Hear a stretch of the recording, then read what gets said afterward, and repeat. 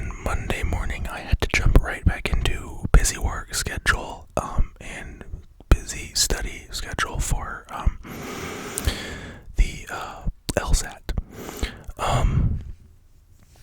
But yeah, Iceland was a great time, so, we can just jump right into the story time. So yeah, Iceland was a lot of fun. We just did a week there, so we went, or 6 days rather, we went, from last Monday to, this past Sunday, so not this last Monday, but the Monday before that.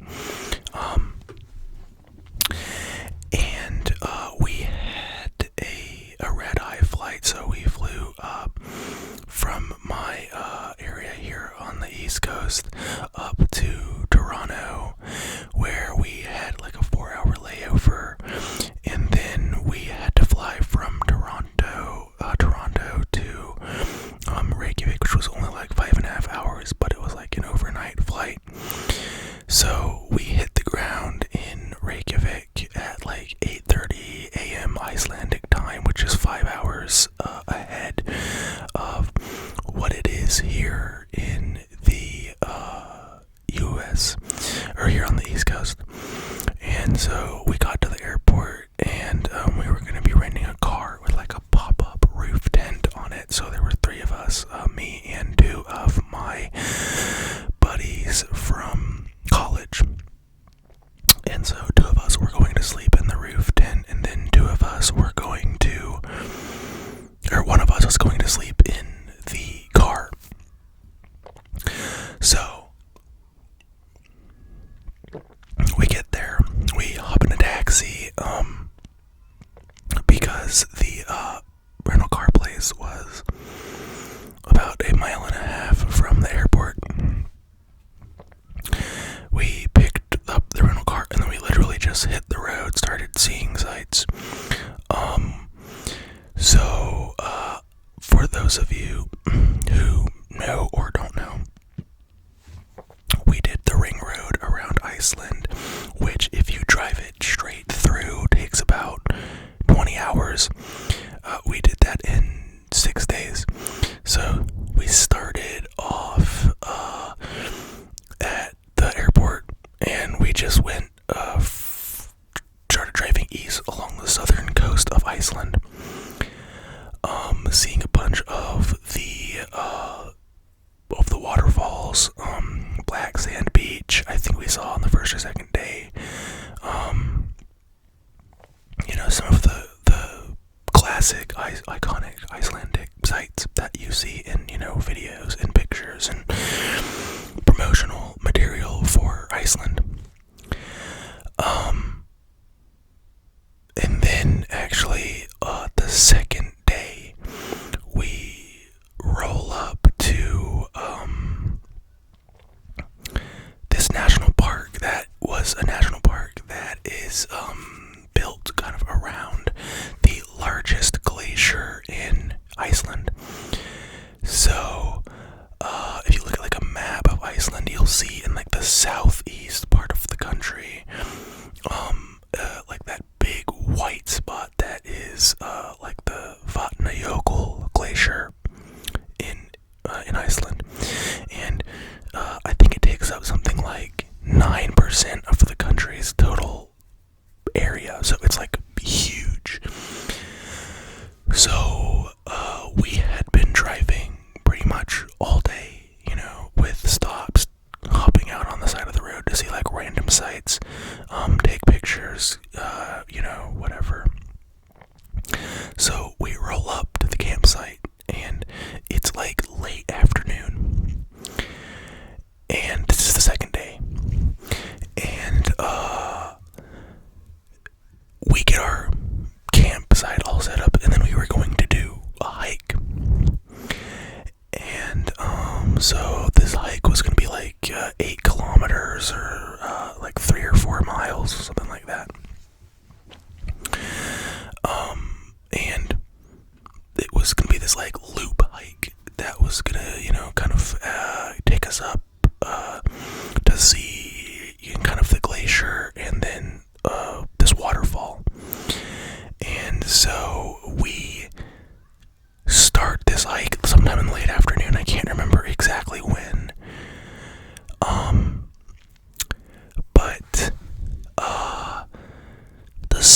is like on its way down.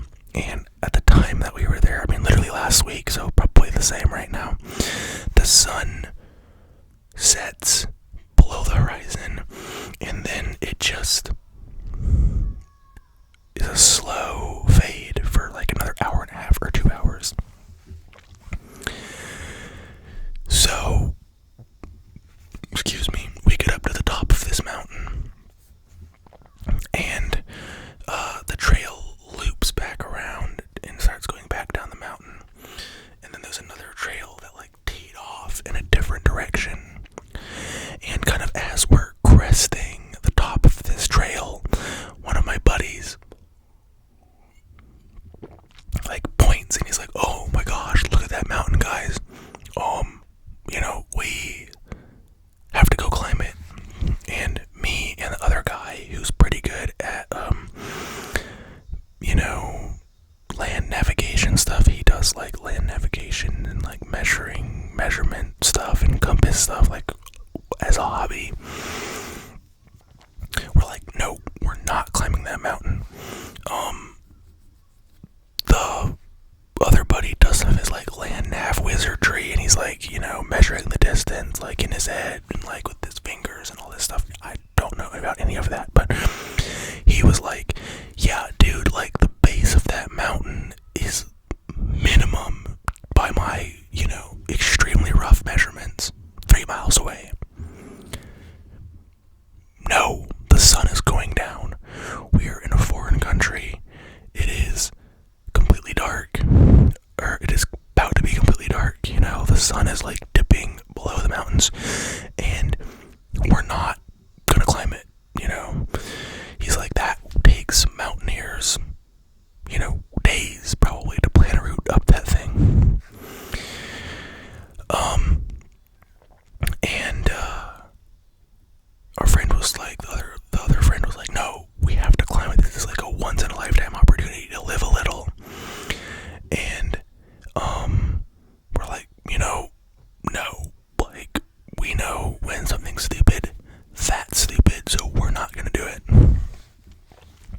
He's like, "Well, then I'll just go by myself." And at this point, the sun's going down. It's getting cold. Iceland's like really far north. And so we're like, "Okay, well, we're not gonna wait for you. We're gonna go back down to the car and make tea." And yeah, I was like, "Okay, I don't want you to wait for me." So he just takes off down the way, down the other trail, and we start hiking back to the campsite. Well, we get, I don't know, barely down the trail, and my friend is like, "Dude, we should wait for him in case he turns around and comes back." And I'm like, "Yeah, you're right." So we sit down, literally next to a glacier, rocks as far as you can see in any direction, like mountains, not a single tree in sight. And we just watch this dude like disappear into the distance. And we're like, "Okay," and like he dips down into this valley, and then, we don't see him. So, we had packed like layers to layer up. So, as it gets darker and darker, it gets colder and colder, and so we start layering up more and more and more. And, to the point where we're literally sitting on a rock by the side of the trail, both wearing like t-shirt, hoodie, and like these thick parkas. It's like in the 30s, Fahrenheit, and under an emergency blanket. But it feels colder though, because like the wind is blowing and it's just like barren rock. And then after about an hour, I'm like, "Dude, he's not coming back. You know what? We need to just hike back down to the car and make a plan for, if he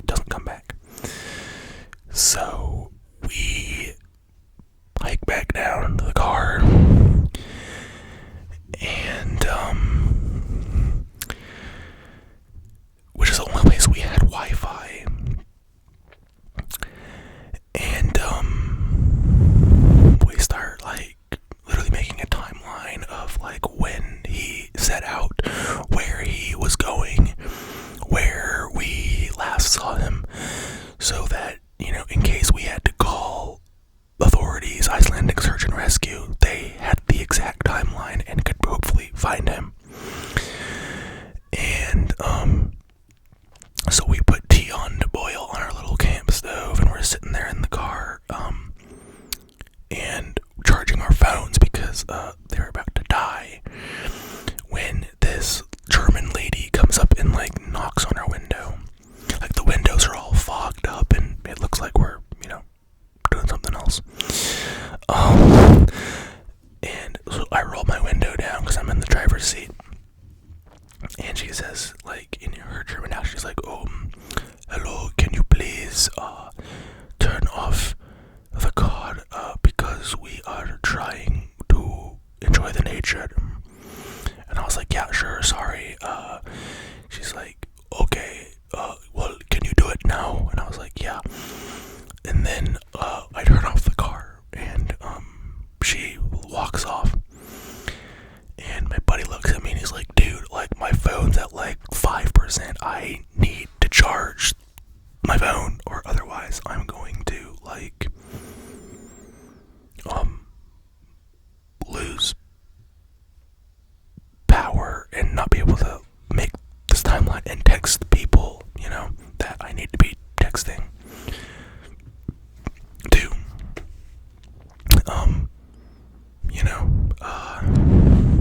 Make sure our friends, okay, he was texting people back here in the States, friends of ours who were really good with land navigation and survival stuff, and he was asking them for tips and things on what to do if we had to call and go, search.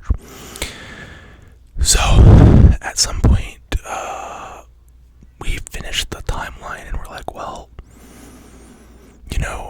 screw it, there's nothing else we can do except wait. We're gonna wait until 1:30 in the morning, and then we're gonna call Icelandic search and rescue, because we timed it based on the distance, how long we thought that it was going to take them. And we had midnight as the time when he should be back, so we'll give him an hour and a half past that, because he's making his way back in the dark, in unfamiliar territory, before we call Icelandic search and rescue. So I don't know how long it was. It was about an hour after we got down from the side of the mountain. We are standing around the side of the car, waiting for the tea to heat up, and we see this flashlight bouncing down the side of the mountain. And my friend's like, oh, I bet that's him, because everyone else had been wearing headlamps, and this light was sprinting down the mountain. And I was like, okay, well, it probably is. I'm going to the bathroom. And I walked off to the restrooms, came back, and yeah, it was him. He was back at the car. He's like, guys, I climbed the mountain. And we're like, what? Nice, and we were kind of mad at him for a little bit.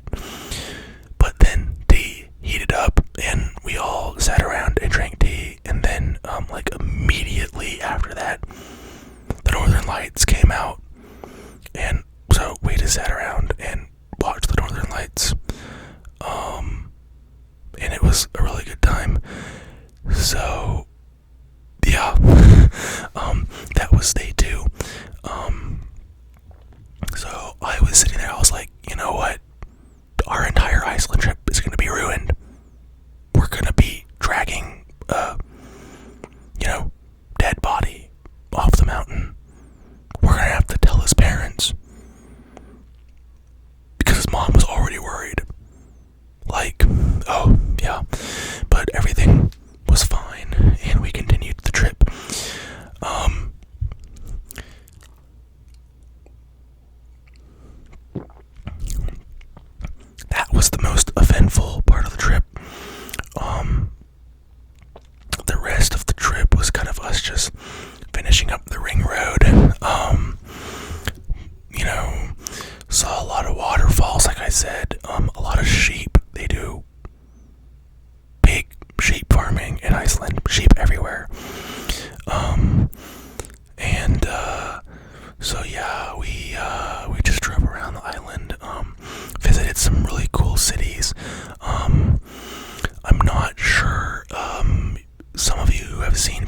Iceland, you may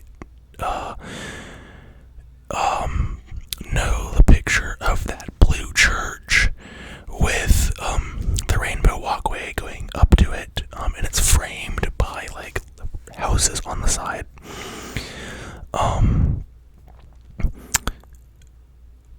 We camped right next to that church. There was a campsite right next to it, and I had no idea that's where this was.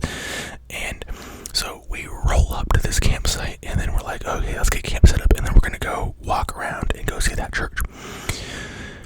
We roll up to the campsite, cook dinner, and then we go over to the church, and I'm like, guys, I've seen pictures of this church. Like, if you look up Iceland, like, on Google, the pictures of this church with like the rainbow walkway pop up. Like, this is what? And that was like the town. I think that like if you watch Secret Life of Walter Mitty, the scene where he's like riding his longboard, that's like the road out of that town is where they filmed that shot. So that's kind of cool. So that was in northeastern Iceland. I don't remember the name of the town. But anyways, that was also the only part of Iceland that had trees. It was the most pretty part of Iceland, in my opinion, because I really like trees. And the rest of Iceland was just barren. It was like primarily rock and like short grass and like maybe some shrubs, but that was it. Still gorgeous, but I like to have trees. Being originally from Colorado, I am used to like the really beautiful evergreens and everything, and so that's what they had in Iceland. Well, in northeastern Iceland. So we finished up southern and eastern Iceland, and then we started northern Iceland. And even at this time of year, there are a lot of tourists around the southern part of the island because they can do day trips from Reykjavik. But even really, if you're doing the ring road, there's going to be a lot of tourists, like those people who have like more time to do the whole ring road, as opposed to like the Golden Circle, which is like primarily day trips from Reykjavik. So we saw a lot of tourists kind of driving around in their, vans or camper tents, kind of like we had on top of our car. And a lot of tourists with non-Icelandic plates, like we saw plates from all over, like Europe, like Germany, Austria. I saw like 2 Ukrainian plates, Czechia plate, like Netherlands plates, England plates, Austria, France, even, and we're like, so why are all of these foreign plates here?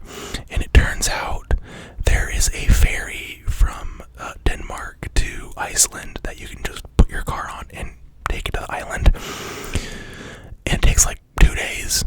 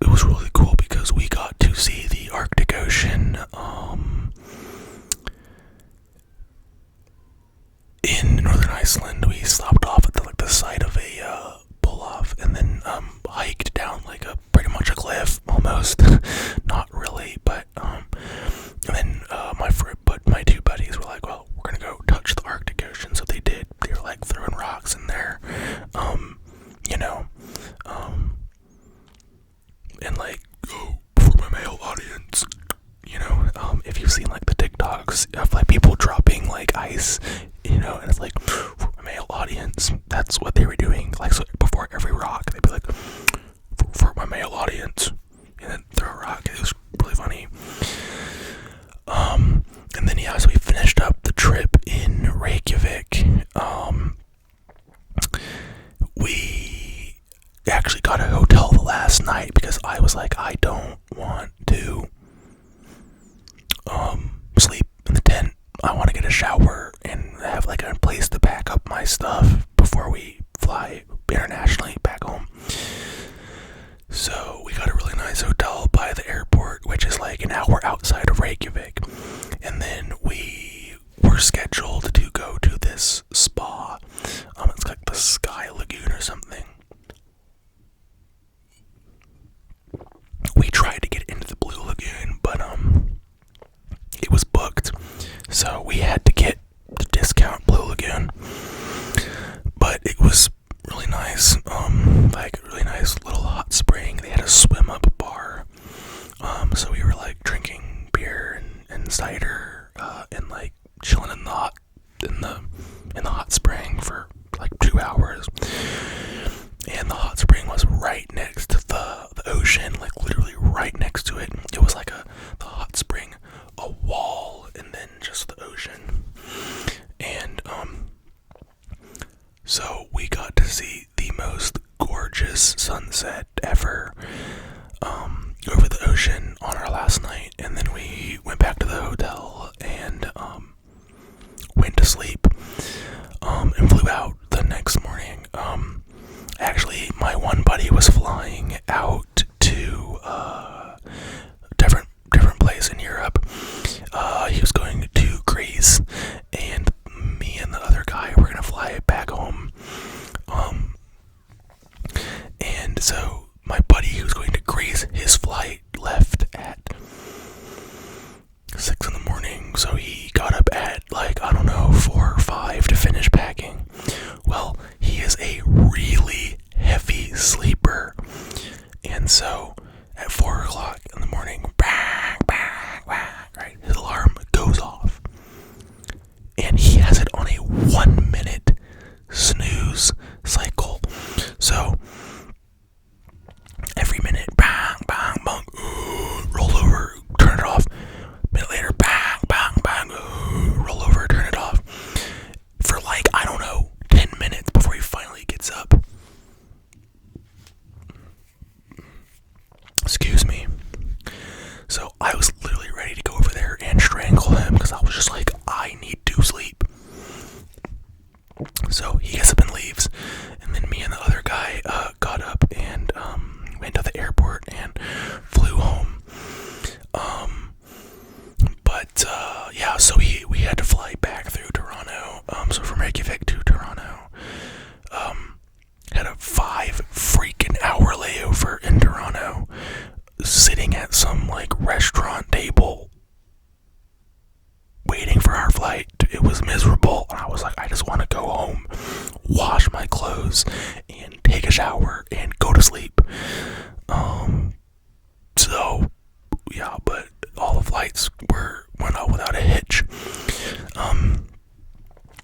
I got a bunch of souvenirs in Iceland. I got my sister like some Icelandic wool gloves. I got myself a pair too. But I want to show you my favorite piece of merch or souvenir that I got, because this is just really funny.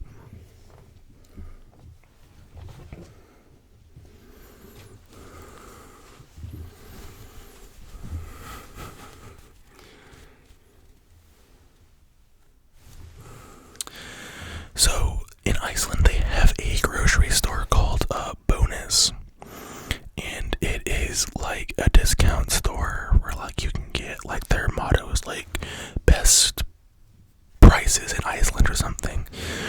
Anyways, it's kind of a cult classic, especially among like Americans. On like the Iceland subreddit, like I was surfing it because it popped up and recommended while I was there. You would have people being like, okay, is anyone traveling to Iceland? Can you get me a bonus hat? Can you get me like a bonus shirt?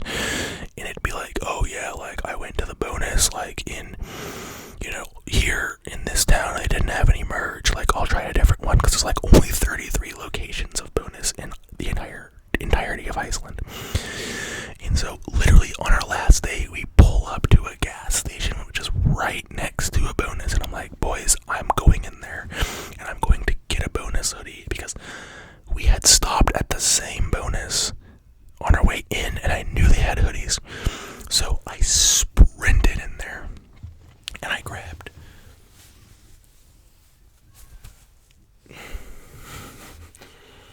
the hoodie. The little piggy bank is the bonus logo. That's their logo. And I was like running around and they're like looking around like, oh, what do I, like, where are they? I see them in the back. There are 2 hoodies left. I'm like, oh no, they're not gonna have any in my size. So I check the tag. It's my size. I'm like, yes. So I grab it. I sprint up to the front, pay for it, and then sprint it back to the car. And yeah, now I'm pretty cool. I got the bonus hoodie. So yeah.